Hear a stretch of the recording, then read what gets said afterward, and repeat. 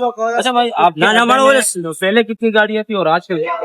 पहले हम लोगों के अड्डे में जो है मालिकों के साथ हम लोगों का 53 गाड़ियों का स्टाम हुआ है। 53 गाड़ी है, 50 जो है नंबर का, 3 जो है जीरो में चलेगी।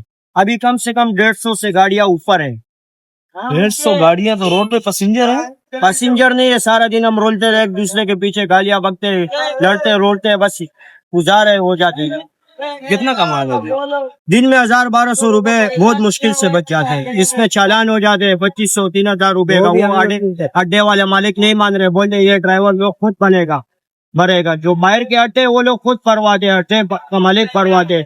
बोलते इधर लाइसेंस नहीं होएगा तुम्हारा पास, चालान खुद भरेगा। NIC नहीं होएगा, चालान खुद भरेगा। हर चीज का चालान तुम्हारे ऊपर खुद है, ड्राइवर के ऊपर। यार मैं देख रहा हूँ, जैसे ये मेरा कैमरामैन भी दिखा है, वो वहाँ से लेके यहाँ तक ये इतनी गाड़ियाँ दिन में कितने चक्कर लगा लेते हैं? ये दिन में 3 चक्कर लग जाते हैं। इतनी गाड़ियों में भी 3 लग जाते हैं? 3 चक्कर, वो भी लड़ाई पे 3 चक्कर लग जाते हैं। सुबह 5 बजे आना पड़ता है।